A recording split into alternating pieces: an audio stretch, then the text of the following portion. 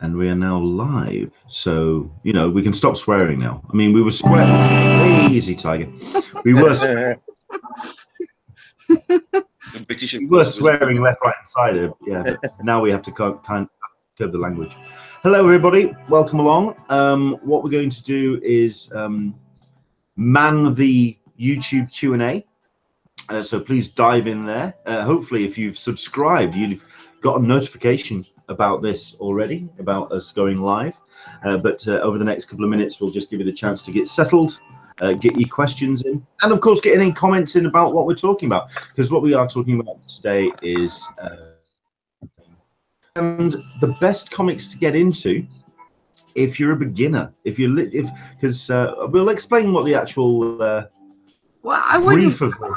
Yeah, I wouldn't say just a beginner. I just say if you're looking to get in, you're looking to jump in on a title, where is a good place to jump in on a new title? Like, for example, a lot of people might be interested in Black Panther now. So where is a good place to jump in on that whole canon? So good. There you go. You see, this is why we need you around, to kind of be the sensible voice. We knew that from the beginning, Leonard. Thank you. You're welcome. Yeah. But yeah, there's a reason why your wife likes me. Q&A is up and running, so please do dive in. Andrew English is there. Scott C, good morning from California. Andrew English, are we talking comics or trades? I mean, well, we'll get into that as well, but I think it's a bit of both, really. Individual titles, and of course, your collected graphic novels. I kind of say that because I have to recommend floppies. I'm a floppies buyer. I'm that kind of guy, which I know can prove expensive in the long run, but yeah, we'll get into that. Shall I point to my background? Liking the floppies. Alyssa, very quickly. There you go. Her background there. Yes. Well, absolutely, absolutely. Cool. Very quickly, we'll just do a little bit of advertising as well. I want to say thank you very much indeed to everybody, of course, who supports the Patreon at patreon.com/EnglishmanSBCC. Really appreciate it. Every single penny that we get in on the Patreon does go towards the running of the site. It goes towards hosting. It goes towards putting funds together for bits of equipment for live reports. So, I mean, for example, I know we've got the countdown and everything, but I'm going to turn that off for a second just to show this, because I know Alyssa will recognize it. Oh, hello. Why have I not got camera on? Hang on a second. We never have technical difficulties. No, not at all.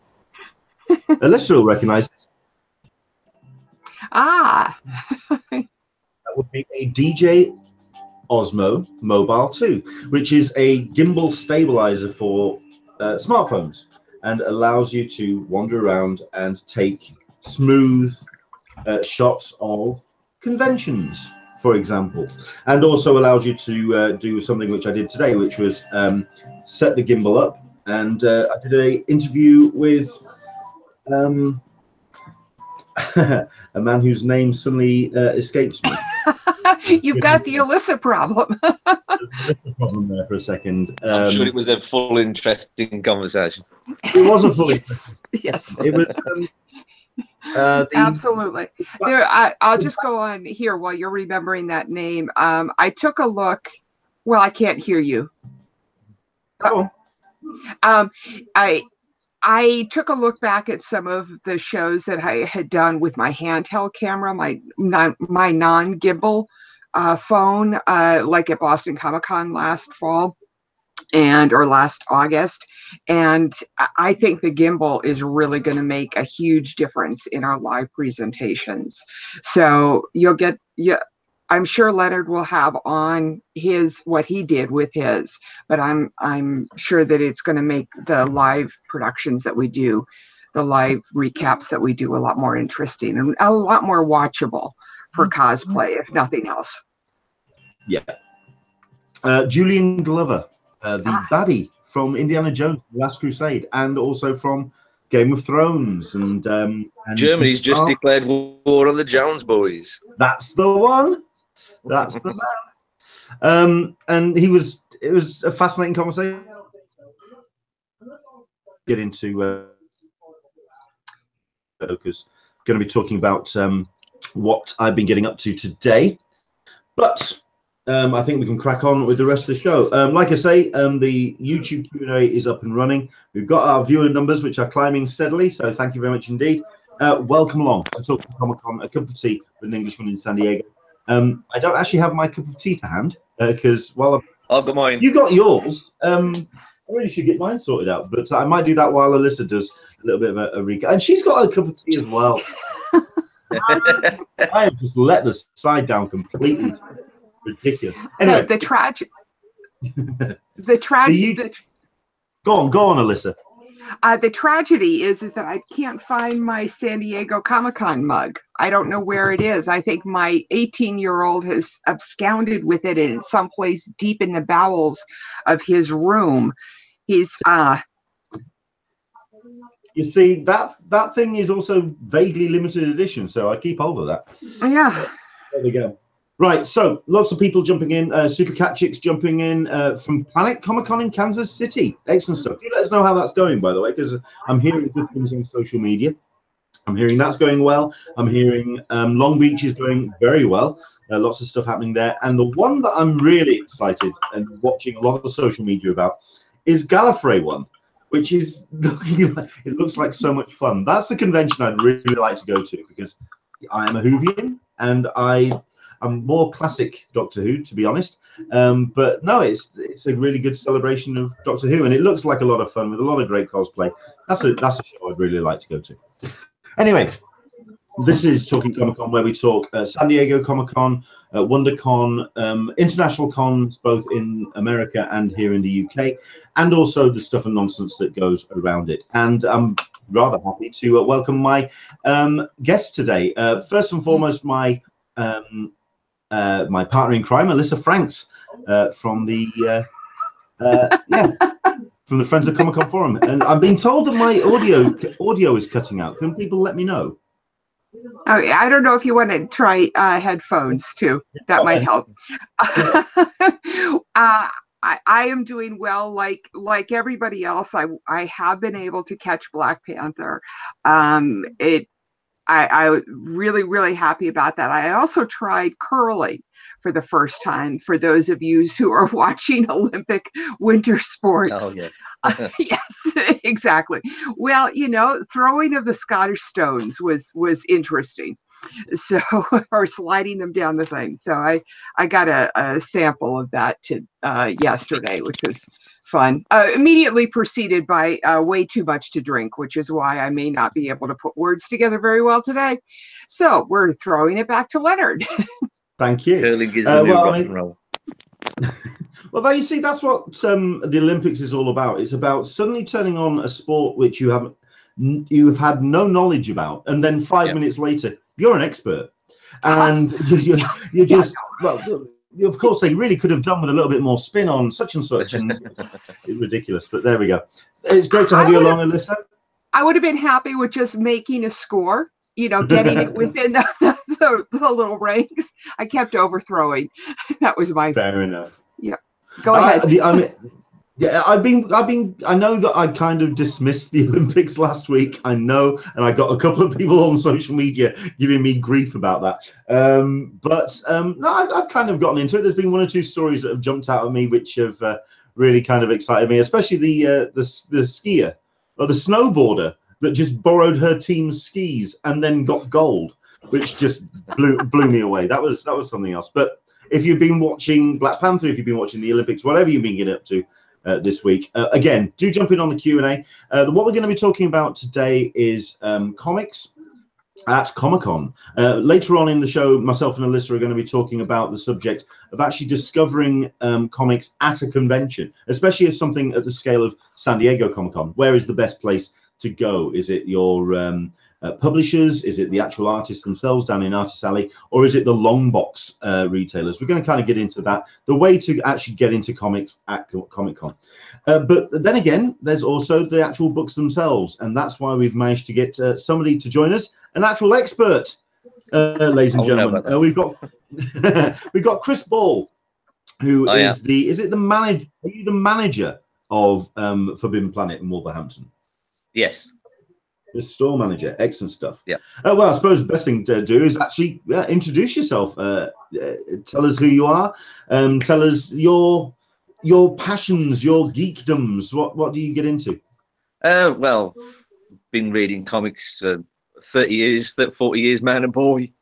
Yeah, I've been to just about everything. Star Wars, Transformers, Marvel, DC, anything I can get my hands on and read. Just enjoying the joys that is comics and everything that surrounds it. Star Trek, everything.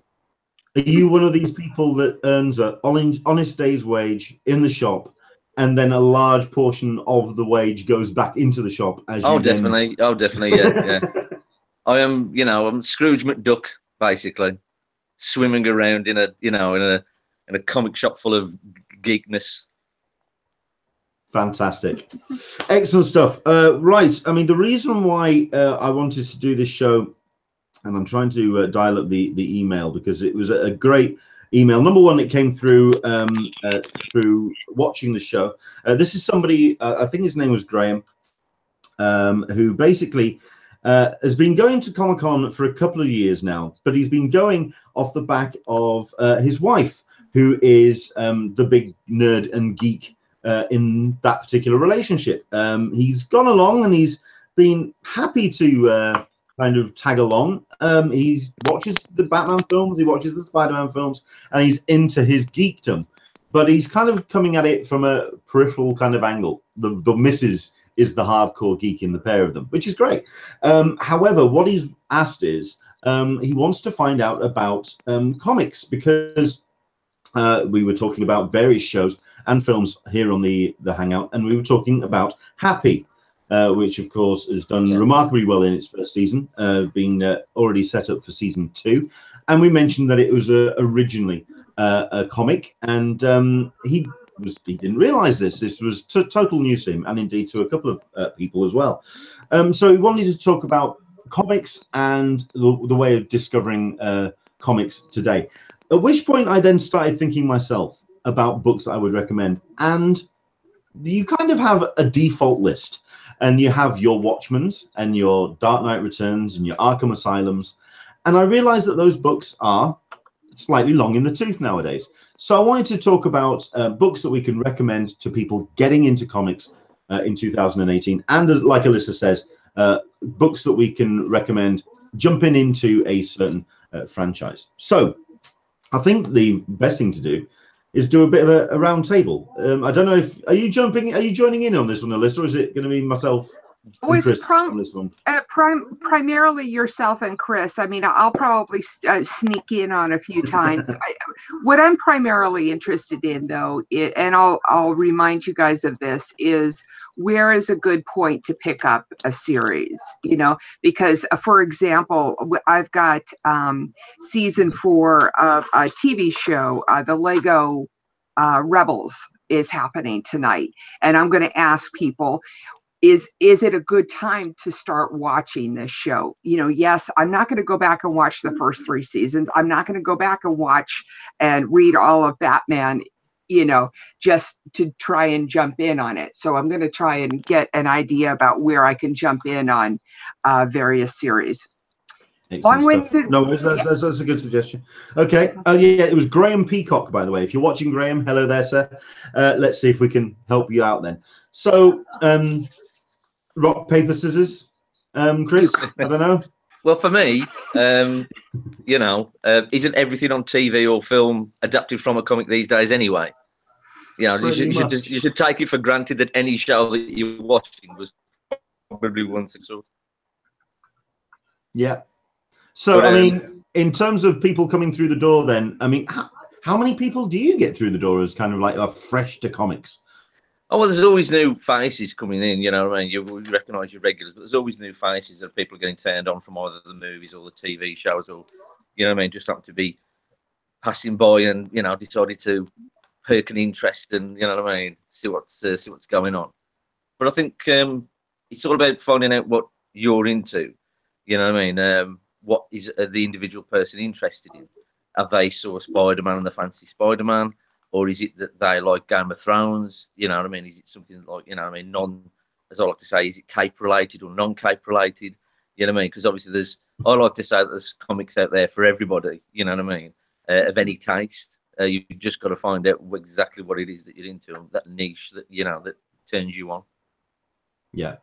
In terms of like, then, okay, if we were kind of going for somebody who really wants to just kind of really, I don't know, just get into the craft of comics, as in because there's some great popular titles out there and titles that are selling really well, but you could also say that they don't really kind of push the art form forward. I mean, certainly as an example, Saga is a book which has pushed not only in terms of storytelling, but just the way that a story is crafted.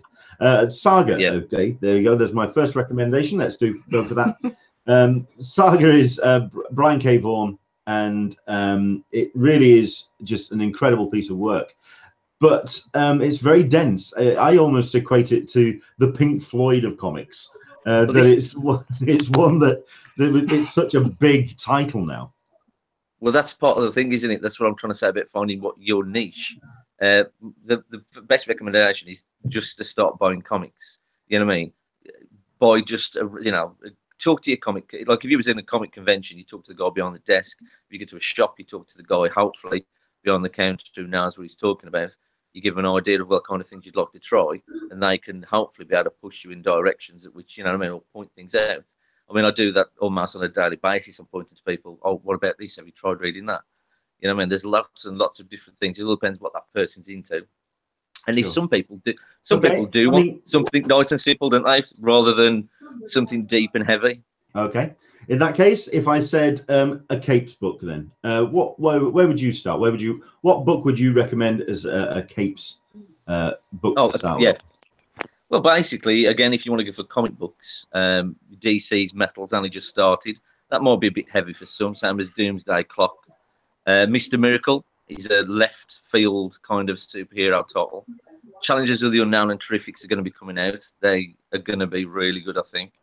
If it's Marvel, Moon Knight has been really good, something different, same as the Vision. Personally, for me, any Dan Slott Spider-Man, job done. You know what I mean? He tells a great comic. Old Man Hawkeye's just started up. If it could be that, you know, Avengers is doing things at the moment where they're trying to bring back some of the old school Marvel fans with what they're doing. It might be that Star Wars might be something that, you know, people might get into. Yeah. For example, with the Avengers, where would you start with that? I mean, because that ties in really well to the MCU and a lot of the newer fans that may be coming on board. Well, personally for me, my thing is that when I was growing up, there was no such thing as number ones. There was no such thing as an easy jump on point. Mm-hmm. So you just literally started reading comics and did your best. But the point is where we would have to go to conventions or comic shops and try and find back issues. Is in your average comic shop, there's the trade paperback now. So you find new readers if you want to get them started. Sometimes a trade paperback is a good idea because there's not always a number one around for people to jump on. But Avengers has only just started a new storyline. And I mean, for me, when you're reading comics, you know, you start reading, you're like, who's this guy? What's that character? What's their motivation? And, you know, the more you read, the more you learn. I mean, when we started reading X-Men, Chris Claremont comics, it couldn't have got any more depth and, you know, heavy than that. And yet, you'd read X-Men comic and you're hooked. You know what I mean? So Wolverine and Nightcrawler, he was like, oh my God, these are the characters I really want to read about. You know what I mean? The great thing about Chris Claremont's stories as well was because he didn't, I mean, he did overreaching arcs, but he also kind of had storylines and threads just kind of left hanging. So it was almost like a true soap opera that you could literally, it was almost, you could dive in And I always say that Claremont Sexton was, and then yeah, they were the soap opera of the Marvel comics, weren't they? Yeah, definitely. I mean, you were talking about the fact that nowadays, you can't have a number one to kind of jump into it. I mean, I'm going to come back to. Well, there's more number ones now than ever before, but yes, this is true. I mean, if we were having this conversation 15, almost 20 years ago, I could be recommending the Ultimates line from Marvel, because that almost was like a soft reboot or a separate kind of, because while I did read my X-Men when I was a kid, I didn't go all in, because it was very much, I was intimidated by the sheer, like I say, the amount of history that was involved there. Yes. The great thing about the Ultimate line was you kind of went in and it was a soft start to the whole thing. But then again, you've also got nowadays almost every year kind of like a soft start to every, you know, the DC and the Marvel universes. Is that confusing to people nowadays as to where to actually jump into a point? Or is it a case of day one, here we go? I think, unfortunately, in some ways, it works. In some ways, it works against them. For me, it can be annoying as an old school reader that somebody now doesn't recognise somebody, or the fact that, let's say, when DC did the new 52 in Forever Evil, Nightwing is unmasked, and then reading that, I'm like, oh my god, everybody's going to work out that Nightwing's connected to Batman, and that they're going to work out he's Bruce Wayne, only then to be pointed out that in this new continuity, Dick was brought up in an orphanage that was owned by Bruce Wayne, rather than was Bruce Wayne's ward. You kind of like, oh, well, that sucks, because you've just got rid of, you know, bits of continuity that you really didn't need to. So, yeah, it can be annoying for the old school reader, but then you know, I think the 52 and the Rebirth was really good for DC, because it did manage to get some new readers involved. But I think Marvel at the moment are trying to get back the old readers more than anything else. I think the one thing I always say in the shop is Marvel always did a thing where all their books were for me. Every single book that they produced were for me. But nowadays, only half of their books are produced for me as an old school reader. A lot of the new books are for lots of different versions, you know, lots of different people. So, like, say, Squirrel Girl might not be aimed at the 43-year-old balding man. Whereas, you know what I mean? But that doesn't mean to say it's not a good book. It just means to say that, you know, I'm not now picking up every single Marvel title that's being produced. Sure. I don't think anyone really should aim for picking up every single book. I mean, we've been talking in previous episodes of the Hangout about the noise that has been generated by a minority, an unwanted minority, but at least it's actually, to be fair, kickstarting the conversation about a number of books, which maybe some people haven't been hearing about. So, if anything, it's kind of helped in some regard. But I'm never ever going to say those words again. The DNC crowd have helped. So that's the last time I'm going to ever say that. So in terms of then, I mean, that's concentrating very much on the DC and the Marvels, the big two, of course. But then there's lots of the independents, which have really kind of not just sort of like supported the industry, but they've also now almost supplanted the big two in terms of just how many great stories there are out there. I mean, are there any favorite non-cape books that you're reading at the moment? I mean, well, I'm reading, geez. We've got, I mean, Aftershock Comics are knocking out quite a few great titles. Some good stuff there. Animosity, Alters, Baby Teeth. But it seems to be for a 2-year-old publisher, it's pretty impressive, isn't it? No, it is. Yeah, they've really gone from strength to strength. I mean, as you said, Image Comics now are almost supplanted Marvel and DC for fresh. I think that's got more to do with how much money, you know, can be made by the creator or held on to the creator when producing their own titles, you know, via Image. But things like Redneck, Redlands, Ice Cream Man that only came out just the other day was really, really fun. Well, it's that fun. It was dark and nasty. Oblivion Song coming up by Kirkman should be really good as well. Cool. I mean, I'm a big fan of Animosity. I think that's a really cool book. I really liked just how she's taking the story. This is Marguerite Bennett, by the way, who's the writer of this book. It's the first superstar book of the Aftershock lines, the one that's really kind of grabbed everyone's attention. I think purely down to the simplicity of the concept. Just animals suddenly start being able to talk. Yeah. And what does that actually mean? And she just follows it through. It's very, very impressive. For myself, I'm just trying to think of some of the books that I could recommend. Certainly, if you're not wanting to be intimidated by lots of back history and you're wanting to come straight into a story which is just getting started, I mean, Paper Girls I'd recommend, because I think that's just an incredible blend of the Goonies and X-Files, and it's just it's well written. It's incredibly well drawn. So there's a book that I would recommend. I think it's on volume 3 at the moment if you're buying the trades, something like that. Yeah, very, very impressive. Wicked and Divine for the slightly older reader, perhaps, for your 18 plus. Certainly for someone who wants to do a little bit more reading beyond the page. If you want to do your research into your classic gods and your mythologies. Of course, we've talked about Wicked and Divine on this hangout before, because we've had Kieran on a previous episode, and yeah, that's a great book to dive into. It's getting a little bit dense now.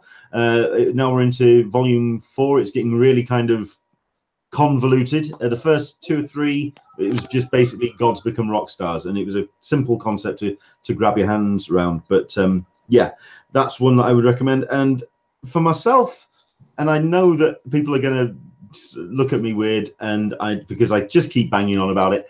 It's Scotty Young's I Hate Fairyland, because it's just a fun book to read.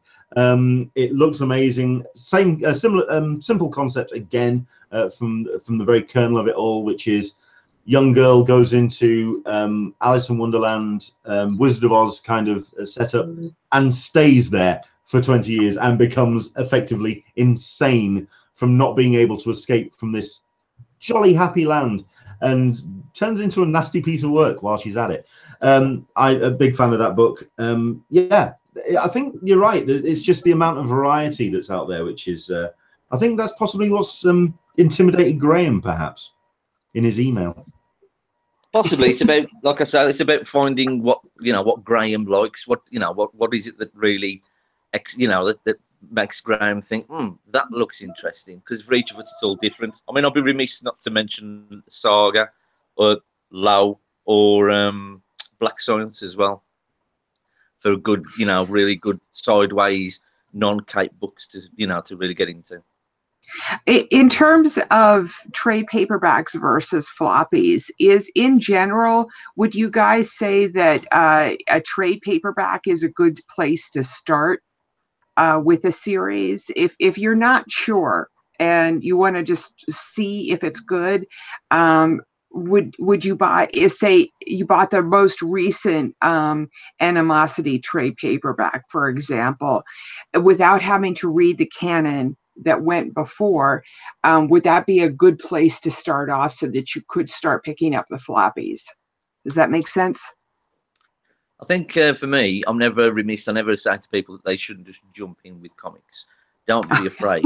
But the only difference being is when we started reading comics, that there'll be a full story within the one comic, whereas these days the comic is it's not spread, but it's written for the 6-issue format, so it can be put into a trade. And so it's almost that trades do supplant for the new reader, because then at least you, like I say, you can start at the beginning of the story. Mm-hmm. Most places have got the first trade of any book, that's of quality. But if not, just jump in, start reading. Talk to the person who works there if they're knowledgeable. Talk to the person at the con. What do you think of this? What's this book about? And let's face it, these days you can go on YouTube or online, and literally, the amount of kids I get walking in who are questioning me on things that they've just read on Wikipedia and questioning my 30-odd-year-old knowledge on something. Who's the most powerful creature in the Marvel universe? They've just read it on Wiki. It's It's kind of hard to do that if you don't have a local comic store that you frequent. For example, I'm far away from any decent local comic store, so I can't get in there and talk to my local comic guy. And you just go to conventions, then you're kind of stuck talking to the person behind the thing, and you're ending up, you know, looking at specific comics as opposed to trying to get into things like the Avengers, which you don't know where to go with that at a convention. Well, sometimes, I mean, for me, I mean, Hickmans Avengers has been really, really good. He did Avengers and New Avengers run consecutively at the same time. That's really dense for it's more of a grown-up kind of book, but that's a dense kind of really good Avengers to jump on if people want to jump on that. I've written a couple of things down, things like if it was for the TV tie-in, so you got Frank Miller's Daredevil, or even Wade's Daredevil, Fraction and Brubaker's Iron Fist, Bendis's Alias. For the DC people, you've got Flash Reborn, any Punisher for the grown-ups, things like Dirt Gently as well, Outcast. For me personally as well, I mean, also I have sold quite a few of the old Grant Morrison Justice League ones as well.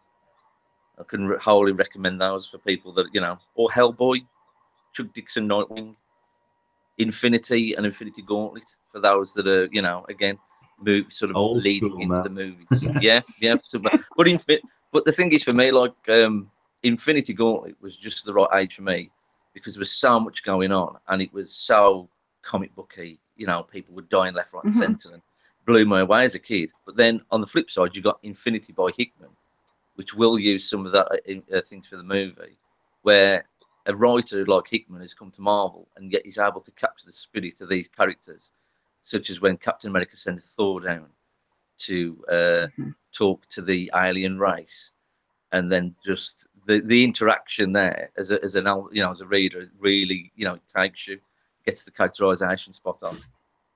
I was kind of ruined as a kid growing up because I was out of comics a little bit when Infinity Gauntlet came out. When I got back into comics, it was Millennium by DC, which was that little mini-series that they did, an 8-issue run, and it was an event series.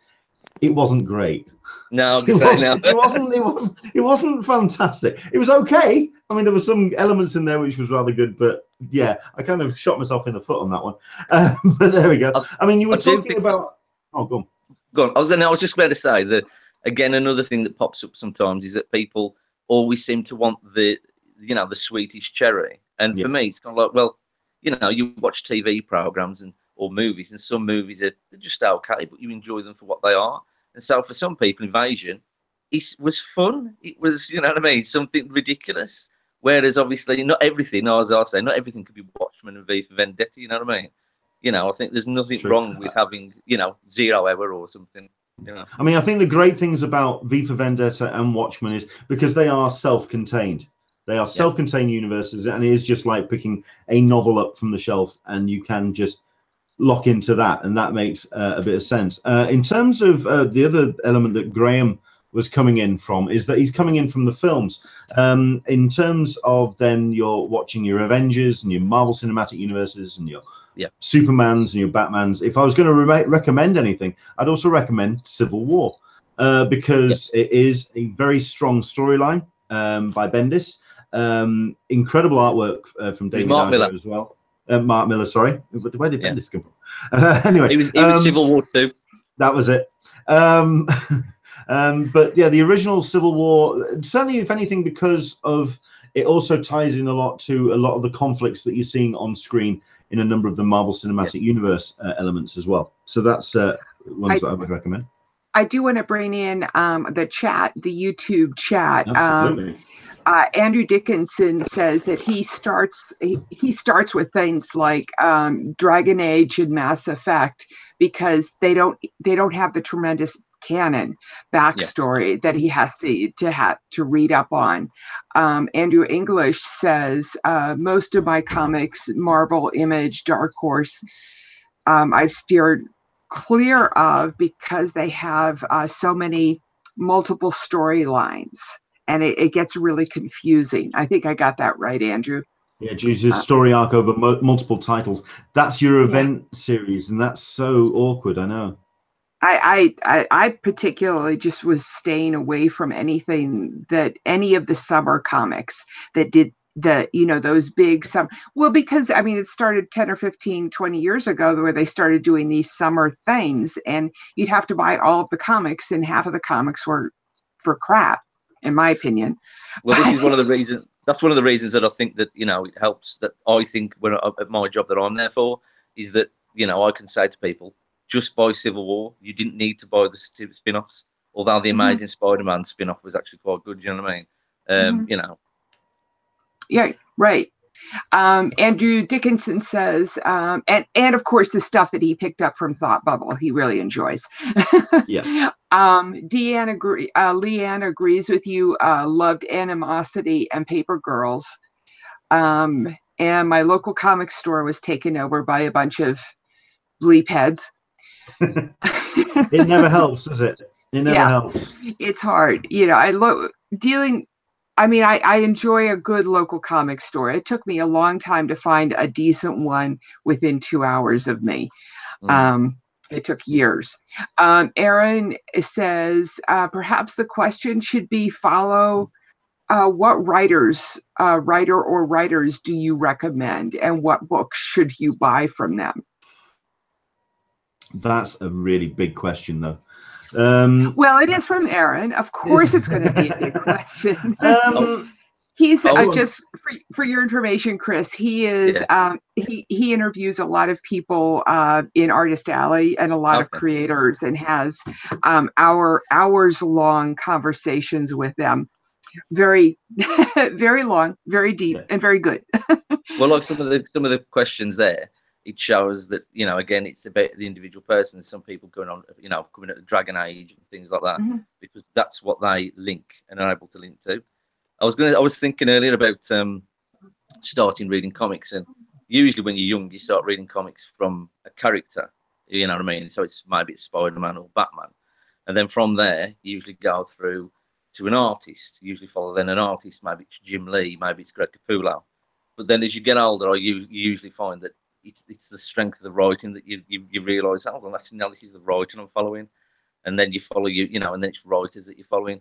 It's a difficult thing to say at first as a new reader, follow a certain writer, because writers can jump genres and jump different companies. And so, you know what I mean? You might want to follow certain. It's the reason why I started reading the DC run of Batman, purely because Tom King was writing it. Because that man is just, I would turn into a quivering wreck if I got to meet that guy in person. Because that man can string a sentence. He's a hell of a storyteller. Well, I've really enjoyed Snyder's Batman before that as well. Yeah. Hickman at Marvel, and Hickman at everything he does. Warren Ellis, if you want something a little darker. What's your thoughts on Grant Morrison as a writer? Morrison, without his listening, but I sometimes feel that Grant Morrison writes for Grant Morrison, and if you understand it and follow it, that's great. If you don't, you know, he doesn't mind because he wasn't writing for you in mind.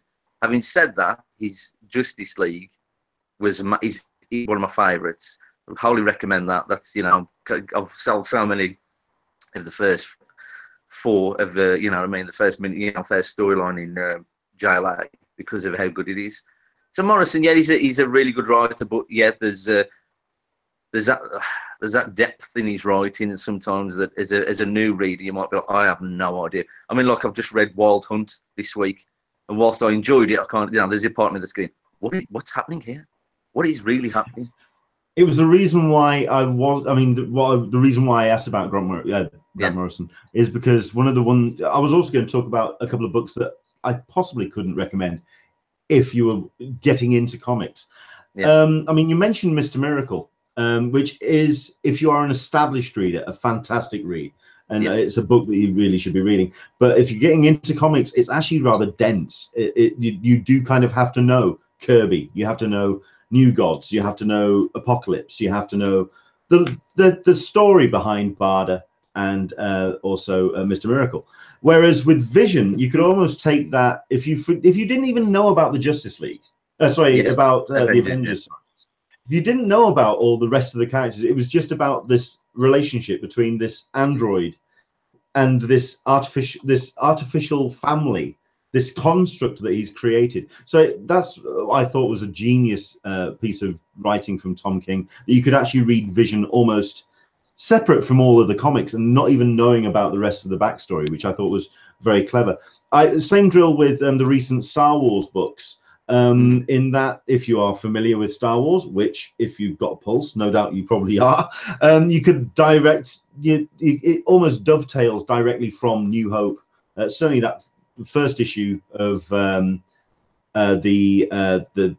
Star Wars comics from Marvel, the recent run, it just dovetails straight in, and certain Kieran Gillen managed to also capture all the voices really well. When you read the dialogue, you heard Harrison Ford, you heard Carrie Fisher, and it worked really well. Dovetailed well. That was one of the difficult things with Star Wars, especially from Marvel, is reading some of those first issues.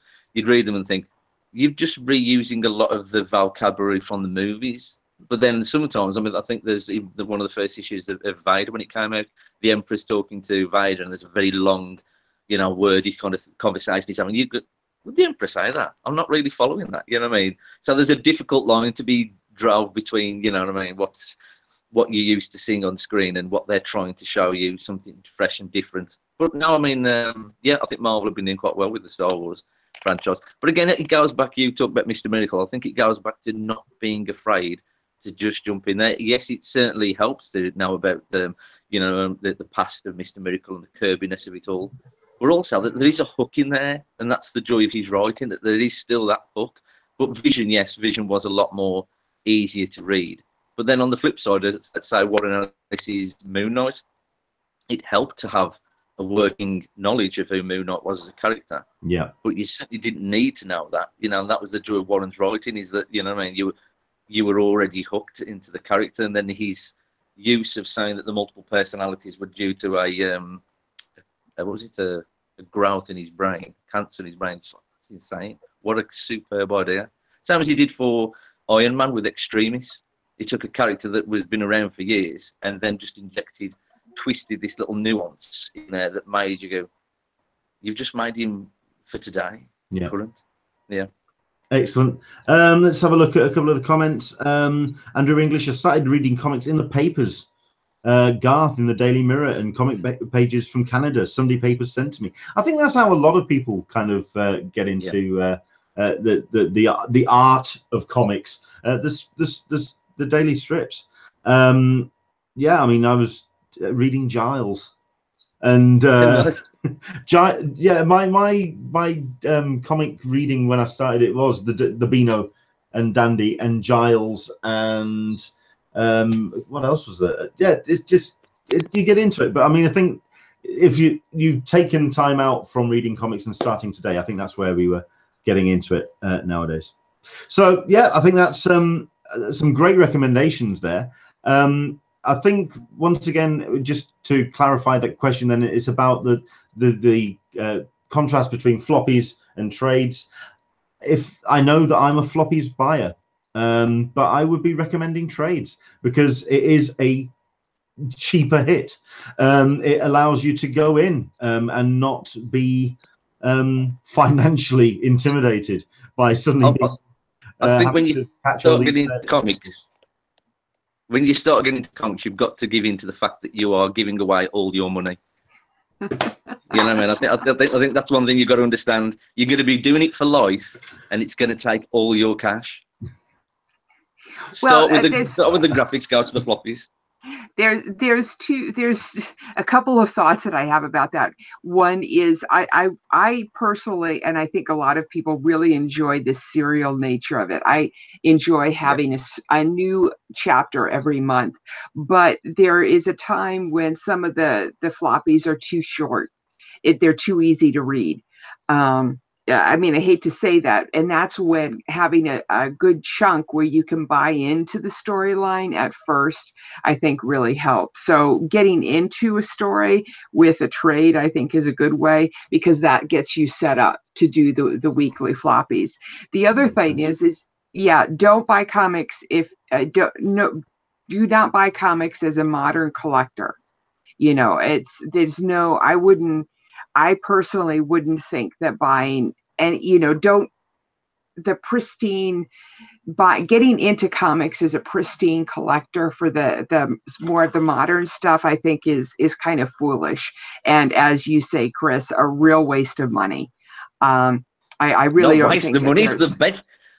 Don't take me wrong. It wasn't the waste of money. It's the best use of your cash. You might not be able to afford the rent. But my God, you got some comics. You know what I mean? Comics rock. Yeah, no, you have comics, but don't buy them thinking that you're going to be able to resell them for double or triple the amount of money that you spent on them. I never. That's one thing. One of my things that's at work. Sometimes you get asked, "Is this worth something? Is this collectible?" You go, "Well, everything's collectible." You know, for me, it's you read comics because the joy of them, because you want to be entertained. You want to be able to read a comic and feel like you did when you were a kid. Be excited by it, you know what I mean? Go, oh my God, wow, that was amazing. That's why you buy comics. Yeah. Excellent. And I think that's a great way to wrap up this section of the show and say thank you very much indeed for joining us, Chris. It's been a pleasure talking to you. Are we interested? I can waffle on anytime. Are we interested in getting Chris's opinion about what happened with Valiant recently? If that's okay, if he has an opinion. Have you heard anything about Valiant being sold recently, or? No, I haven't. No, please fill me in. I know Valiant's doing quite well. I love the Quantum of Woody. We have an interesting. Have you read up on this one, Leonard? This off the back of the story that we had. This was a sale that went through a couple of weeks ago and sold to technically an American investor, but in actual fact I think the money came mostly from Japan. But this was actually done by someone who had something like 40% of the shares of Valiant, and then has effectively just bought the company outright. Right. But in doing so has now basically said that we are now going to be moving forward with movies, TV, and really pushing Valiant into all basically an attempt to kind of get into a market which Marvel and DC have already kind of planted their flags well and truly into. Yeah. So. And I think that the thing that shocked me about the whole transaction was not so much that they're going to try and capitalize on the characters, but that they fired the CEO, the COO, Peter Kuno, Galvin Kuno, and the chief creative officer, and the public face of the company. They were all just fired. Now this is news. Okay, let me just have a quick look at that. That was news. Sure. I'm getting this from Rob Solkowicz, who's been on our show before and a very astute geek's geek for technical knowledge about such stuff. And he reported that this story in about Valiant on a website called ICV2 on February 12th. And said that it was that the Valiant was sold by, as you said, the person who owned about 40%, and primarily for their catalog, and all of these people were let go. I think the one that's the most high profile of that number is Dinesh Shamandanzi, purely because he has been effectively Valiant for the vast majority of people. The fact, I was under the impression that he was effectively taking a backseat anyway. The fact that he has actually been effectively kicked out the door is interesting, though, because that effectively means that all that they have bought now really is the name Valiant and the character backlog. They haven't, the people that have really steered the company so far, they're out the door. It's yeah, that's harsh. Yes. Yeah. A, harsh, and B, what is that going to mean for the local comic companies, the local comic book stores like yourself? That's, I think that's why I was interested in getting your opinion about it, because I have heard about the Quantum and Woody, and that's been one of those titles that I've been like, yeah, I really should read that. I know I should read Quantum and Woody. I think that's actually a good question, because we kind of brought the whole Valiant story up when the sale happened 2 weeks ago. At which point I then turned around and went, at the end of the day, Valiant are, I believe, the third biggest selling superhero comics publisher out there. I think they're like fourth or fifth down the line in comics generally. How many Valiant titles do you sell at Forbidden Planet? Not many. But I know, well, for me, not many, but then I know different shops, comics can be very local, they sell differently depending on location. We used to do games back in the day, and it was the same, that one place could do well with sports games and other places would do well with adventure games. And I think it's the same for comics, that some places, indies might sell slightly better than them do Marvel, DC. As to a company being, comic company being bought out, I mean, you look at Marvel and some of their stories and characters' costumes have changed how they look like the movies. And the only worry there as a fan is that if the films catch up with the stories in a way, and then the comics are just telling sort of like comic book movie stories, that it becomes circular, and then the movies will say, we need some fresh stories. There's no fresh stories because we've just been doing stories that are kind of based on the comic, on the movie versions of our characters. So really, comics need to keep, shooting forward and kind of ignoring the movie section, or creating a movie verse, if you will. You know what I mean? As to buying out Valiant, yeah, I mean, I can only, like I said, there's only really Quantum and Woody that I would love to see a movie of. I think Faith. Sorry, I want to see Faith. That's true. Having said that, I think it's the old adage, isn't that? There's money in them there hills, and you know what I mean. They're constantly looking for movies to get made based on comic books, literally just because it was once in a comic book, or it is a comic book. Fair enough. Riding that horse until it's dead. Well, there's a note to finish on. That's fantastic. Excellent. Chris, I want to say thank you very much indeed for joining us today. We want to let you get off and enjoy the rest of your Sunday evening, but I really appreciated you coming on to talk about books that you recommend. Where can people find you online, and indeed, where can people find out more about Forbidden Planet? Well, Forbidden Planet Wolverhampton is on social media, Facebook, Instagram, and everything. So just find us. You can find us on there, and please come visit the shop. Come and say hello. What's next for the shop? Is there any special events down the line? We are 20 years old in August. We've been open for 20 years. So we're hoping to do something connected to that. So keep your eyes on social media for us. We're Forbidden Planet International, not the other Forbidden Planet, not the naughty ones. We're the nice ones. Don't get me started about how confusing that is. Just don't. I know. It's just every day, mate. 5 times a day I have to have that conversation. We're Forbidden Planet International.co.uk. Okay. I'll ask Leonard after you leave, Chris, then, since you've gone through that too many times already today. I never mind. This is verbatim, you know what I mean? It just comes out naturally now. That's fine. Chris, thank you very much indeed. And enjoy the rest of your Sunday, sir. Thank you. Cheers. Thank you. Bye-bye, Chris. Bye-bye. Excellent stuff. So yeah, some great titles there. What we'll do is we'll actually make a list of those titles that we did recommend on the Hangout down below, and also on the post on the website as well. Just basically so you can then go into your into your comic book shop and ask about them if you are getting into comics, or if you're don't promise stuff that you're not going to do. I'm going to do it. Shush. You promise? Yes. Okay. So we can pester you if we don't see this list materialize within 24 hours. Everybody is my witness. 24 hours. Make it 48. Tuesday latest. Oh, yeah. Okay.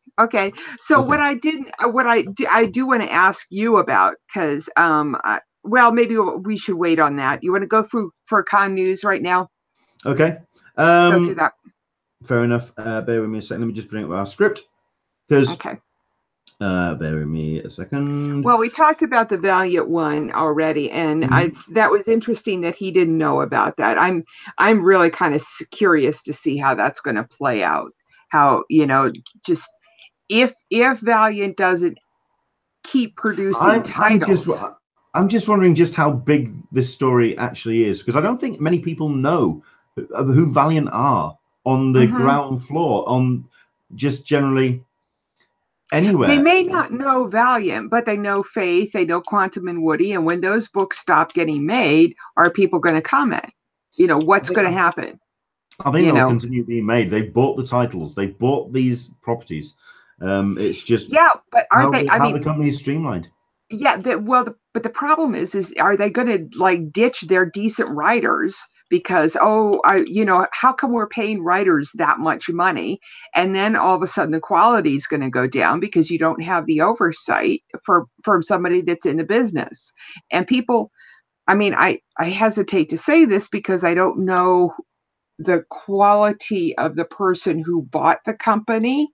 Bought it outright, but I'm just hoping that they've got enough knowledge about the comic book industry to actually carry it forward. That is the interesting question. At the end of the day, the guy knows his stuff. This is a guy who was behind, I believe, one of the original Blade films. He was behind Iron Man 2 and 3. I believe he knows his stuff. And he's not exactly just come into this completely clean. It's more what the company, DMG, are actually, what their intentions are. I think that's the interesting thing for me. So there we go. Right. Let's have a look at what else we want to talk about. Let's have a very quick conversation then to follow on with what we've just been talking about, introducing to comics, and also going to conventions to find out about comics. Because there's lots of pros and cons about where to go when you hit that massive exhibition floor about discovering books and discovering comics. And I think the pros and cons are about going to either speak to artists and creators in Artist Alley, going to the publishers themselves, who at the end of the day are there to pimp their particular wares. And then you've got the long box retailers who are there just to make money and will, quite frankly, sell you shit just to get the money in the tills. What was your take on this, Alyssa? If you were recommending someone to go onto an exhibition floor, where would you point them to get into comics? After I had the conversation about what kind of comics they were interested in, I would probably send them to the publisher. For example, we were talking about Valiant. If they were interested in diverse characters, right? Diverse characters, Aftershock or Valiant, one of those two publishers. I probably wouldn't send somebody who is interested in the Avengers to the Marvel booth, though, because they don't have the background. I would send them to trade paperbacks. There's also nothing to read there. There's posters, there's there's displays, whatever, but never actually anything constructive. Andrew Dickinson says he would run around like a headless chicken, which there is that. If I knew that somebody liked a particular writer, I would try and find other writers for them in artists. I take them to Artist Alley, or if I knew that they were interested in art, I take them to Artist Alley and start going to the individual people and looking through their books for new pieces of art, or a lot of times people will have trade paperbacks or a series of books that they've been working on. I think the reason why I brought this up as a topic is because I find it very interesting that Marvel and DC don't have any trades or any kind. Sometimes they have a couple of free comic book day type 6-page floppies or ash cans floating around. Certainly events like San Diego Comic-Con, certainly like Emerald City, certainly like such and such. But I was shocked by, say, for example, Dark Horse at Comic-Con this year, because I was actually after a Scotty Young variant of a Dark Horse book. At which point I got told, "Oh yeah, you just go in there and have a look." At which point they basically had a comic book shop there on the floor. It was kind of like all very high walled, so you could actually no one from outside could see and even see that it was a comic book shop with just like comics there on the shelves. And I was just like, you know what? I'm down with this. A comic book shop in a Comic-Con. And I also like IDW for that reason. I do the art, as you know, I do the artist edition books, the big ones. And I'm dropping 150 per book on these. So I kind of want to see what they're about. And they refuse to put a list of their contents on their website, which really upsets me. And that's, I could go on my little soapbox about that. Regardless, I want to see the book before I want to open the book up before I buy it. And they usually have a fair amount of their artist edition books and their regular books and their exclusives in the IDW booth too. So that's another publisher, but I'm not as interested in the IDW stuff, even though Walter Simonson works for them, does a lot with them. His series Ragnarok. So fair enough. Sarita P. Well, New York Comic-Con do have Midtown Comics within the floor. I think that also helps that New York Comic-Con have always had a strong relationship with Midtown Comics. Andrew Dickinson, think the big two don't want the punters to browse. They're looking for footfall. So a cold analysis of it, but it's probably true. Michael P. The Marvel booth wants you to advertise for them with the merch there. Another cold analysis, but I'm the one sort of nodding and going, yeah, you're probably right. Yes, he says, wearing his Marvel Studios cap. Yeah, it's tough. It's really, really tough. Yeah, okay. That's it's a conversation I think I'm going to bring up a little bit more as we get closer to San Diego this year, because it's something that's going to open my eyes. Speaking of ReedPop, speaking of ReedPop, I think their announcement this week about their partnership with the Sci-Fi Channel was absolutely brilliant. I love the fact that ReedPop is behind broadcasting their shows. There's nothing, to be honest with you, I am not a big fan of the Hall H experience on Saturdays. And if I could see half of just the interviews, not so much the footage, if I could see be assured that I could see the interviews with people afterwards, that would free up a day and a half for me. That would be great. And I love the fact that ReedPop has actually signed a streaming deal with the Sci-Fi Channel for 3 conventions. I'm just going to say this is for 3 conventions, isn't it? This is for New York, for Emerald, and I can't remember what the third is. I don't know. I'm going to have to click the link, because that's why I wrote it all in this script, so people would actually I know. Yeah, okay. do their homework. Read. Yeah. Okay. Yeah. Right. I'll try to put.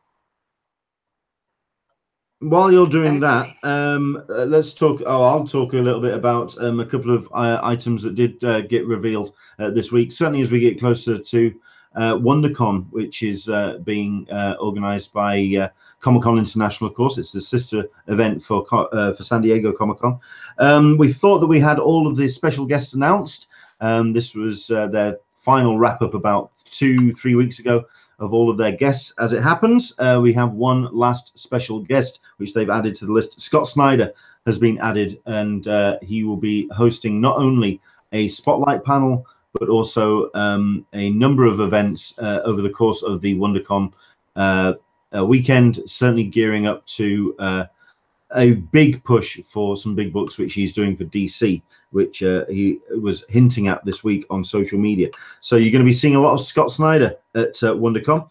And also you're going to be seeing a lot when it comes to Sci-Fi, Warner Brothers, AMC TV, and NBC, all of which have announced content for WonderCon this year. So it looks like WonderCon is embracing the modern pop culture convention of ramping up its TV content at its show. WonderCon was one of the first shows to kind of do this, to kind of embrace television. I think it was a tie about 4 years ago between WonderCon and New York, between the pair of them, just kind of really ramping up television content. The fact that these names have nailed down that they are going to be doing big content at WonderCon. So that's Sci-Fi, WB, AMC TV, and NBC. Curious to see what Sci-Fi are going to bring, considering, like you say, they have signed this deal with Repop for Sci-Fi Wire. Okay. Right. If nobody has gotten back to us about wanting to do a live report from WonderCon. I am not going to be there this year. If anybody, Aaron, wants to do a live report, please let us know. We'd love to have live reports, C2E2, ECC, WonderCon. Seriously, we'd love to. Even if you come on for 10 minutes and just give us a. You don't have to walk the floor or anything. Oh, well, I was just going to say, I mean, we'd love to do that. But also, if it requires any kind of financial reimbursement in terms of data, in terms of, I don't know, any kind of equipment that we could possibly help you out with, in just anything that we can do, that's where we'll try and help out. And we will try and, sort of encourage you to participate. So, yeah. Andrew Dickinson is saying possibly. I'll be there. I'll be taking vids in 360. Fair enough. And Aaron has also popped in and said giggle. So we'll see. Hopefully we'll get some live reports from there. I am just I'm needing to do some other things for my mental health. Primarily just kind of get away for a little bit. I am driving down the coast from San Francisco down to San Diego, and camping along the way all by myself, and really looking forward to just some peace and quiet. So I think that's about it for con news, though. It is indeed for the moment. Okay. In which case we can talk about Black Panther. Yes. From here on in, what we've all been waiting for. So the good news is, if you are watching this and you haven't seen Black Panther, we are going to stay spoiler free, and we're just going to talk about our impressions of the film. I know that in our script, Alyssa is talking about the way that the film impacts the rest of the Marvel Cinematic Universe. I think we should stay away from that. I think we should just talk about our impressions about the film and leave it really, really spoiler free. But okay, I didn't say that in the script. Didn't you? Not really. Oh, okay. But why don't you go first, and then I'll go ahead, and you could interrupt me. Yeah. No, I was going to say ladies first. Okay. Well, not being familiar with Black Panther, of course I enjoyed it like everybody else did. I love the superhero and movies, and like Captain America: Winter Soldier, I found the moral of this to be very something that I could really sink my teeth into, and I really appreciated that. It wasn't the light. There was a lot more to it in my mind than there was before. I do have some questions about Black Panther. The question that I have is Killmonger. Just from a comic standpoint, not going into this movie, Killmonger, who I think it's fair to say is the antagonist in the movie. Historically, in the canon of the books, has he been a super evil villain over the course? Okay. He has. Yeah. Okay. It's been a little bit more straightforward, a little bit more. It's your typical 1970s comics supervillain, broad stroke supervillain. Yeah, Dr. Doom. Okay, well, that's it. No, that's a question I had, because there is this theme that runs through the movie, which is, what should we do? And this kind of brings into, and I'm going to go a little bit history on you guys here. It brings into the whole World War II with the United States. Should we go in and join the fight? Or should we stay back and be isolationist like they were in Wakanda? And that's a moral question for people that people need to answer. And that's part of the reason why I found this to be so interesting. And when you see the movie, and you're looking at this character of the supervillain, the Killmonger, you're kind of not sure where he stands in that, if you don't know the canon. And most of us do. So was that broad enough? Did I? that was broad enough. I personally thought that the character of Killmonger started out, for the vast majority of the film, very broad strokes, in that it was a very simple character motivation. And it kind of like, and he played it like that. It was like, okay, this is the hammer to nail. This is this is my, but it didn't really talk about what the force behind the hammer was. It didn't talk too much about it. It was very broad. But then at the very, very back end of the film, and we're not even talking in like the final third arc kind of thing, it was almost in the final sort of 40 minutes, 30 minutes of the film. All of a sudden, all of this motivation just painted the rest of the character in. And while I would have liked possibly for it to have been a bit more stretched out, so it made it a little bit more fuller throughout the film, it made the character a fuller character. Whereas most of your Marvel Cinematic Universe baddies are very two-dimensional. This had some real meat to it. And as a baddie, he's definitely the best one that Marvel's produced so far. I'm glad you and I agree on that. That's because I loved the movie. I thought the characters were brilliant, and all of them strong female characters. What do you stand for? Those kinds of questions. Whenever you can get those kinds of questions addressed in a movie, I think just elevates the movie to a whole nother level. And as a lot of people have been saying, the top tier Marvel movies of the day.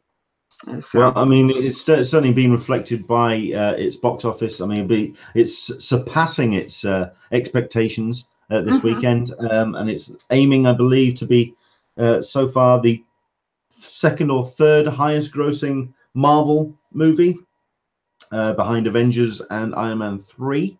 It looks like it may surpass Iron Man 3 in the next week or so. So that's impressive. My thoughts on the film, I mean, first and foremost, this is the most gorgeous comic book movie to date. It's not necessarily also, it's not only just a comic book movie, just of all movies, it's just so vibrant and it's just rich and it's just gorgeous to look at.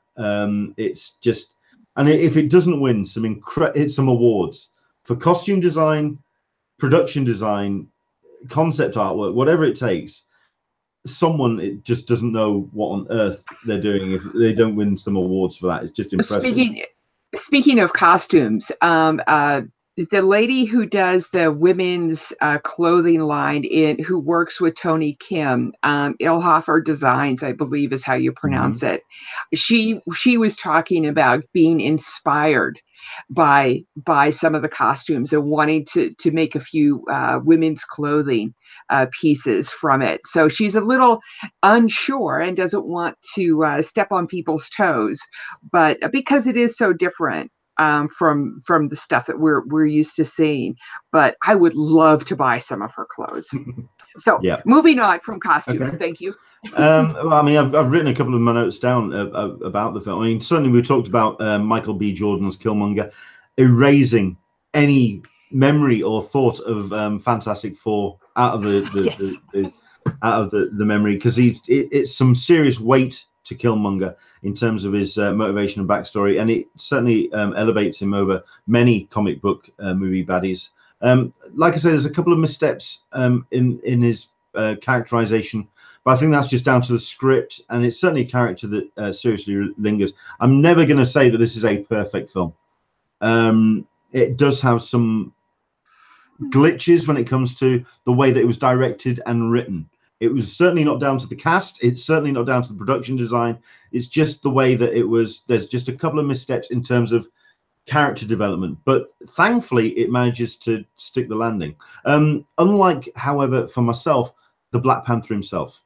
Nothing against Chadwick Boseman, who does a great job with the script that he's being given, but it just doesn't quite seem to solidify his arc. And he seems very kind of unchallenged throughout the entire film. You kind of know that he's going to succeed, but it's just done in a way that it just doesn't, it's so close that it just doesn't quite work. But I think perhaps the problem for me is everybody else on screen is perfect. It's just, they are absolutely spot on. Letitia Wright is a joy. Winston Duke is just a powerhouse. All of the women in the film are just to die for. Yeah, just absolutely incredible. All in all, it's just a very, very, very good film. I certainly appreciate its importance for many people in terms of its cultural representation. But just taking it as a film, it's just a very, very, very good film. I just didn't feel like I was coming out of it utterly galvanized. But I think that's possibly down to the understated nature of the very back end of the film. It just kind of lets air out of the balloon a little bit. But sometimes that's okay, because it just means that you're not being pumped with you're not just being jacked by adrenaline, and you're just actually being nourished by a satisfying meal. Does that make sense? I think we both kind of experienced a similarity here in the last fight sequence in Wakanda. That did not seem right to me. Are we on about the final face-off, as it were? Yeah, well, not between. Yes, the final face-off. It did not seem right that there would be so much civil conflict. The face-off between the main characters, yes, of course, that's going to happen because that's the nature of the beast. But you know, that's the nature of a superhero movie. But the having the fight, and I'm desperately avoiding spoilers here.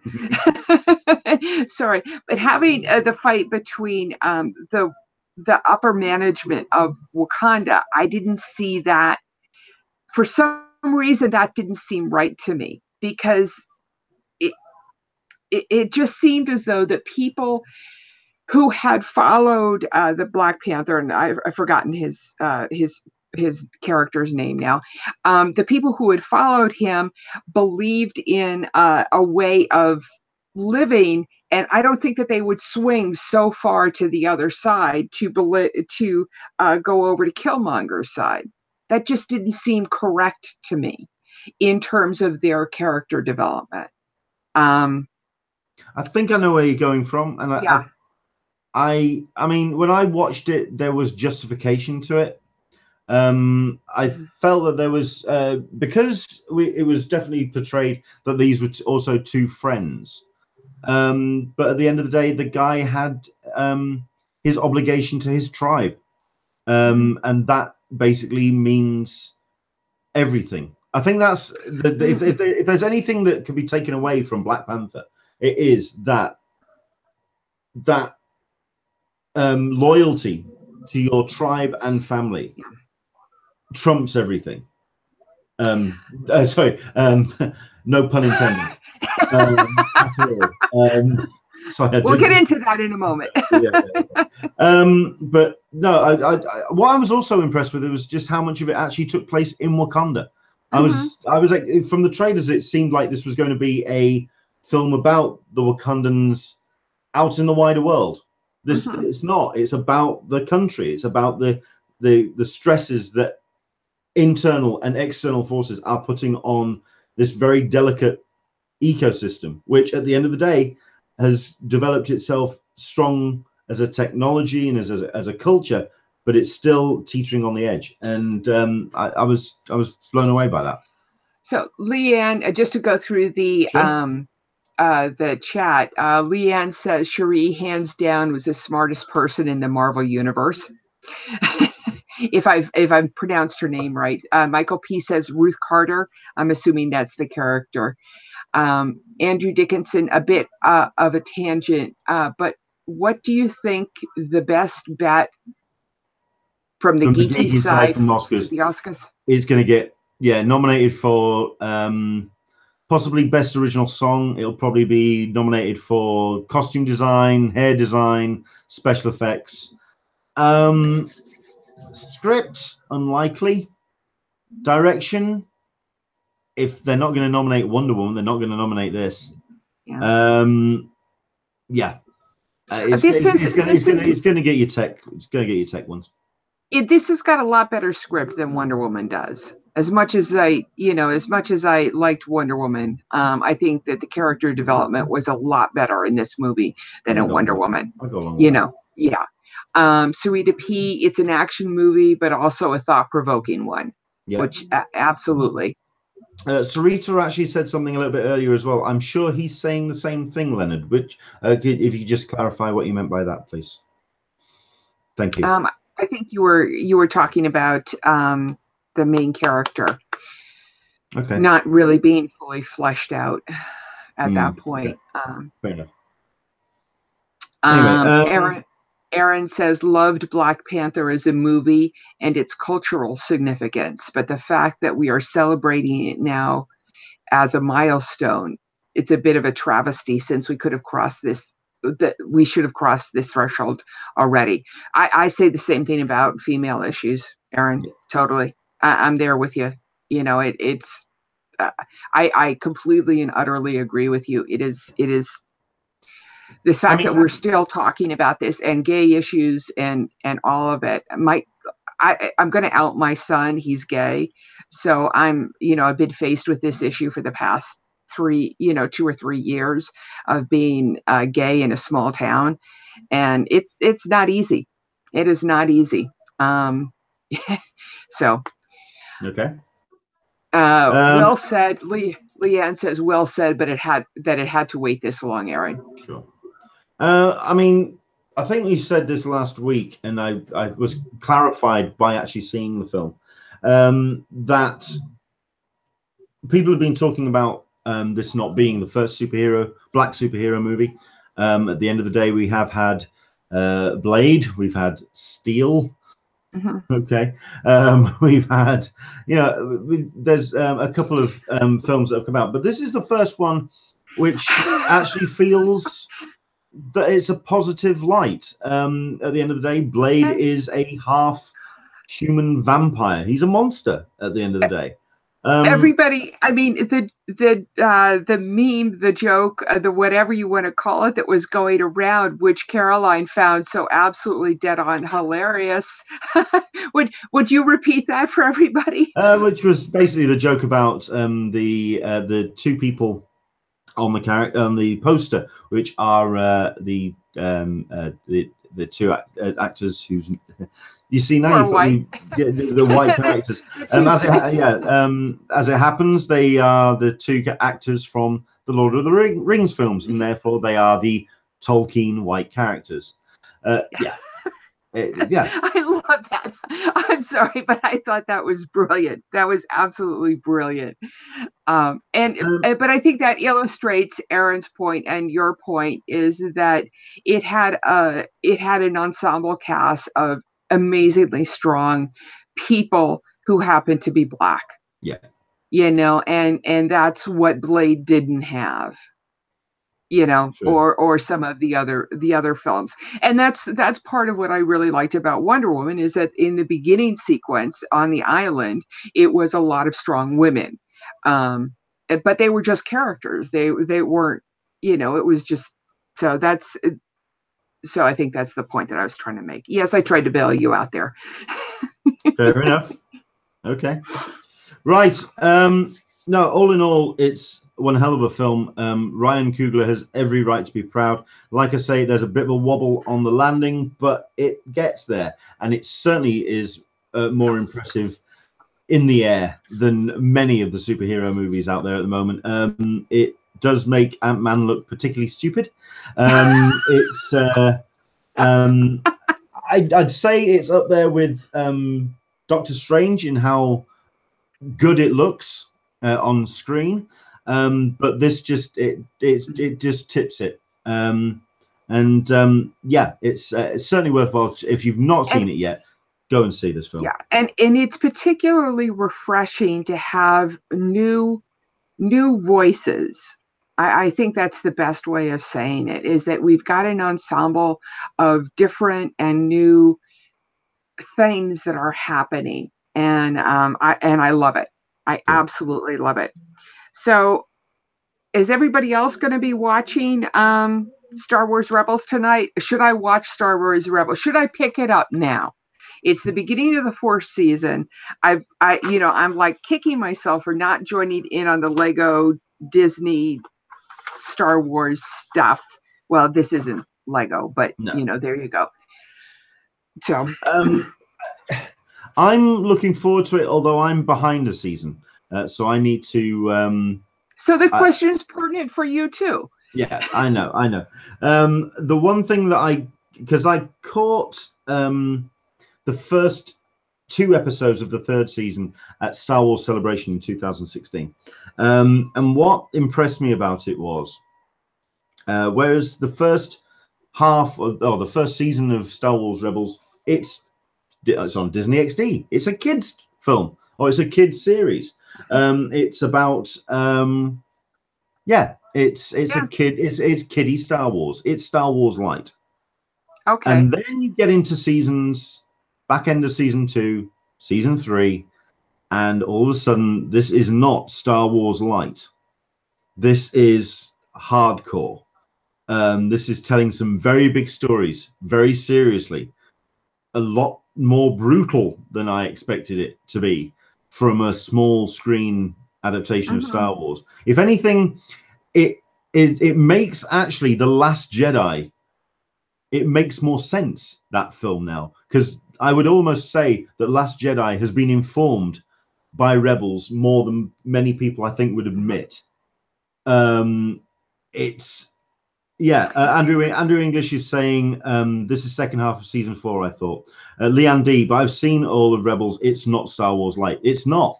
Certainly not anymore. But I think it started that way. It started very approachable. If anything, the first half of season 1 or first 3/4 of season 1, it's New Hope. It's kind of dun, dun, dun, dun, dun, action adventure, and so then it's darker and there's more meat to the bone. It's very it's impressive. So I could probably start if I wanted to binge it. I could probably start at the beginning of season 3. I would start from the very beginning, because you've got at least 3 off the top of my head really strong character arcs from season 1 to the present run. Okay. Moving on, because we have a lot more to talk about. Okay. I want to know about Frankenstein Chronicles. Have you guys now?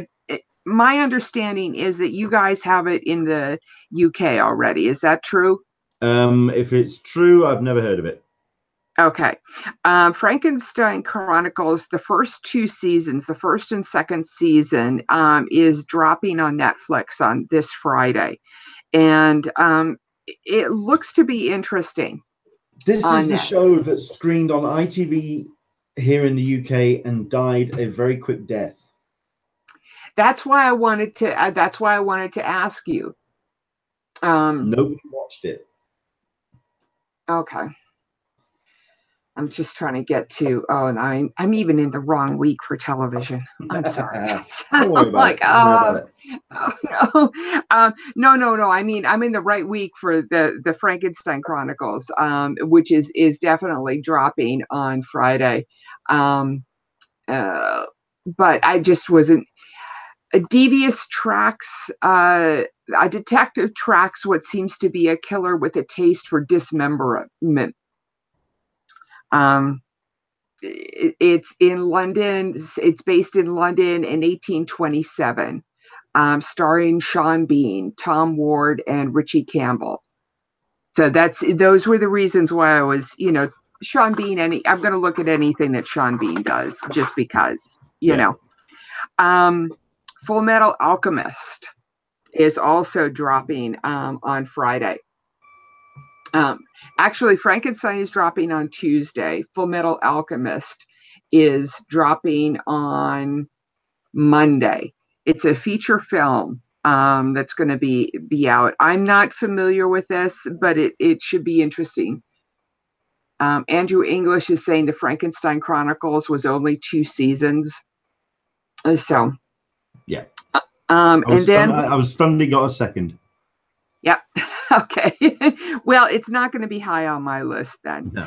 And that's why I wanted to ask you to see, whether or not it's worthwhile. It's odd that Netflix would be putting 2 seasons on, dropping it. The Tick, the second half of season 1 for The Tick is coming out on Friday.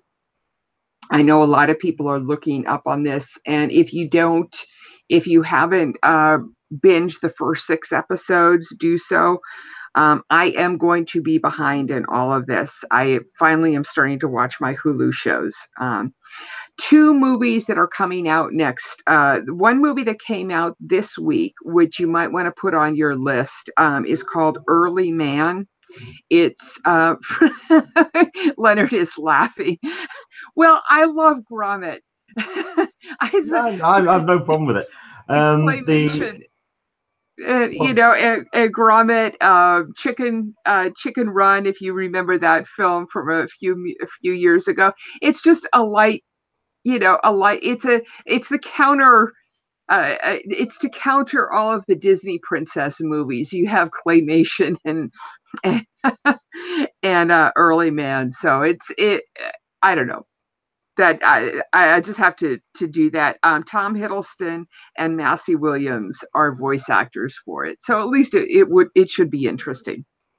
Yeah, the reason why I'm not that bothered about it is because I've been sold it as kind of like an early prehistoric football kind of film, which is weird. But at the end of the day, it's Nick Park, who is a genius, and you've got a cast on here like you wouldn't believe. So at some point I'm gonna have to watch it. And it's fun. It will be fun. It will be fun. It's not going to be deep. It's not going to be anything like that. And yes, it's about cavemen and all of that sort of stuff, and it's claymation. It's not going to be special effects or anything like that, but it certainly is worth renting, and especially if you have kids, it's different. Mm-hmm. And or if you're particularly under the weather, it might be fun too. Just a child at heart. Yes, exactly. The other film that's happening this week, which is coming out this week, has another strong female cast in it, which I'm really looking forward to. Even though I dislike the scary movies, this has the air of Aliens about it. Alien and Aliens about it, with Ripley. It stars Natalie Portman, Gina Rodriguez, Teresa Thompson. Sorry, thank you. You also haven't mentioned the name of the film yet. Yes, Annihilation. Yes. How did you know I was going to mispronounce that? It's from the same writer who did, and this may not be a selling point, of Ex Machina, the movie, not the comic. Yeah. So Well, he's the writer-director. I mean, at the end of the day, Alex Garland has been behind some incredible films so far. Sunshine has its detractors, but I personally think there's a lot to that film which holds up. Ex Machina looked incredible for me. I just felt that it just kind of asked some incredibly big questions about the relationship between the human race and its future in terms of AI. And it just didn't quite nail the landing on that, but it looked incredible. As a director, he can't be topped. I know that this film's also had a little bit of issue as well, in that it's based on a trilogy of books. He read the first book, loved it, and did a treatment of the film from that book, and went ahead and made the film, not realizing that in the latter half, or the beginning of the second book, it's actually detailed that one of the characters is Asian, who he has cast Natalie Portman in that particular role. So he has been accused of whitewashing. At the end of the day, his excuse was, I didn't read the second book. I didn't know. He didn't, yeah. I'm up blind for it. casting. That brings a whole new phrase to blind casting. I love it. I'm up for it, if anything, because he's an interesting storyteller. I wouldn't say he's a great storyteller, but he's an interesting storyteller. I wouldn't say he's successful all the time, but he makes something new, and he makes something original. I think the other film that I would put this back to back with is Arrival. So no, and it's stylistically, he's a very slick director. It will look very polished. So yeah, I mean, that's some people can find that a little bit cold, but no, I'll watch this because the people behind it are just top notch. So no, it looks cool. Andrew Dickinson is saying Early Man has been out for a couple of weeks in the UK, which actually seems smart to put it out the same week as Black Panther makes. Yeah, nothing should go against Black Panther. It's just stupid on the theater's part. Sarita P is talking about a movie called The Isle of Dogs. Yep. I'm not familiar with this. This is being directed by Wes Anderson. If you see any of the trailers or any of the clips, you'll get a sense of what this film is about in terms of its tone. It's a stop-motion animation film, very much like his Fantastic Mr. Fox film. Great cast, looks incredible. But the idea is I'll read out the synopsis. Set in a dystopian future, Japan, in which dogs have been quarantined on the remote eponymous islands due to a canine flu. Isle of Dogs follows 5 local dogs, Chief, Rex, Boss, Duke, and King, and they are fed up with their isolated existence until a boy named Atari ventures to the island to search for his dog, Spots. Atari receives their help and protection from the Japanese authorities who have come to achieve him. It's stop motion, and all of the animals have human voices, and it's very dark and very sharp and very witty. It's I mean, I don't know if you caught the sense of humor that is in all Wes Anderson films, like yeah, just it's unique, and I don't think it's going to be for everybody, but it is for me. That sounds interesting. It sounds interesting. I don't think I won't. We didn't even get The Shape of Water here, so there's no way I'm going to be able to see this one until it comes out on streaming.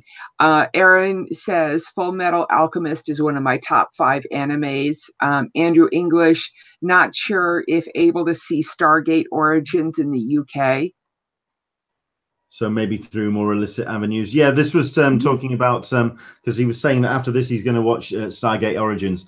Another piece of nerd news I was going to kind of possibly talk about a little bit later, or just as we were finishing. Stargate Origins is an original series that's being put together by Stargate Command, or Stargate StargateCommand.co. .com if you go to their website, or you can go to YouTube right now. If you haven't seen Stargate for a while, the Roland Emmerich original from 1994. Yes. If you haven't seen it for a while, Yes. they're streaming the whole thing on YouTube right now. You can just go and watch Stargate, which I did the other night, and it holds up brilliantly. Oh, Great film. But Stargate Origins is set in the period shortly after the Cartouche and the Stargate have been recovered in Gaza. In other words, it's been dug up. Right. And all of a sudden, all the nefarious elements that are wanting control of the Stargate come out of the woodwork. So the Nazis arrive. You watch the trailers and the clips. You half expect Indiana Jones to come, skirtling over the horizon. It's that kind of vibe, and no, I'm down with it. That sounds wonderful. It does. But you're not going to be getting any aliens. You're not going to get. Well, I presume you're not going to get any aliens because at the end of the day, they haven't been able to fire up the Stargate at that point. Aaron Neighbors, yay! Stargate on YouTube. Time to order some pizza. Totally, I'm with you. It's what it's there for. It's absolutely what it's there for. To my mind, the fact that they let the last Stargate die a miserable death, I was devastated by that one. Not Stargate Atlantis Universe. I really enjoyed that one. I mean, I liked that one. I got bored with Stargate Atlantis, but Stargate Universe was fun. Stargate. Dark. Yeah, I wouldn't say the last word that you could use for that. Yeah, I know. Well, it was interesting. I enjoyed it. Yeah. I mean, if you could equate anything, Stargate Universe was Deep Space Nine to the Star Trek universe. It's political. It's got some real character development. No, very, very good. But Stargate Origins, I believe it's up to episode 3 at the moment. And like I say, if you head to stargatedemand.co, it's basically the old guy with the mustache. That was Stargate in the original film. It's that right was there. stargatecommand.co. Correct. Okay. So there we go. Right. But certainly something worth checking out. Basically, it's the woman that shows up and recruits Daniel Jackson at the end of at the beginning of Stargate. It's her story. So yeah, looking good. There's a slight feeling of the Mummy about it, and Mummy versus Indiana Jones. I think it sounds great. I mean, the guy that does that played the first Daniel Jackson. You see his previous work, and you're going to jump in with his name in a moment because I love him as an actor, but I can't remember his name. James Spader, brilliant. And you see his later work, and it's just like, oh yeah, it's like I love him. Daniel Jackson too, but that's a mythical character. Regardless, so next week we have It's All Things Start San Diego Comic Fest. Indeed. We are going to be hopefully joined with Matt Dumford, who's going to be joining us. Looking forward to speaking to him about what he's got planned for this year's event. We're also getting closer to WonderCon, so any more news and announcements about that we'll be talking about on the show next week. But yes, our special guest next Sunday is going to be Matt Dumford. Always a giggle and always good to have him on the show.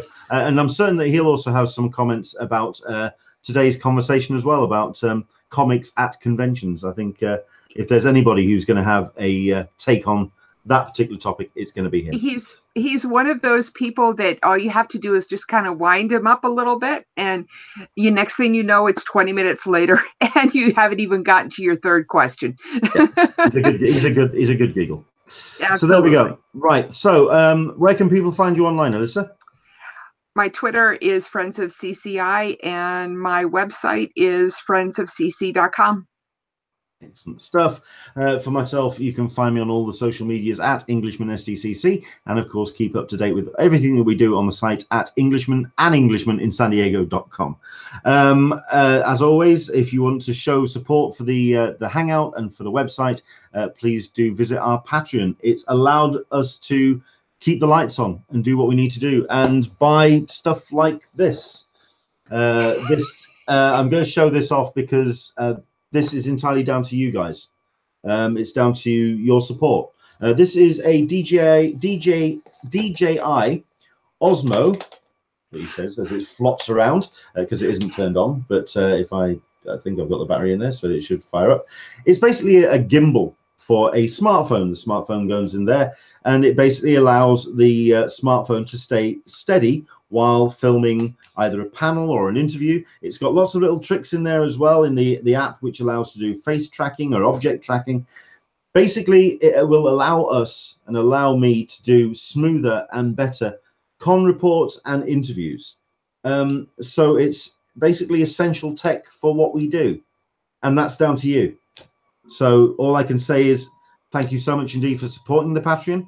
I'm going to do my best to add more stuff to it exclusive to the Patreon. Like I say, we did the Chris Claremont interview. I think we've got a Julian Glover interview, who was the baddie from Indiana Jones and the Last Crusader. I've got a unique interview, an exclusive interview with him. Got an interview with the organizer of Unleashed events, which I'm going to be posting in the next day or so. That's going to be exclusive to the Patreon supporters. I want to try and give back. So that's basically what I wanted to say. And I wanted to say thank you very much indeed for all of your support. That's patreon.com/EnglishmanSTCC. That's been a long show. That's an hour and a half. So we're going to get the hell out of here. Thank you very much indeed for watching. Do take care and enjoy the rest of your week. Back again next week as we talk San Diego Comic Fest with Matt Dunford. So for myself and for Melissa, we'll see you soon. Bye-bye. Take care, everybody.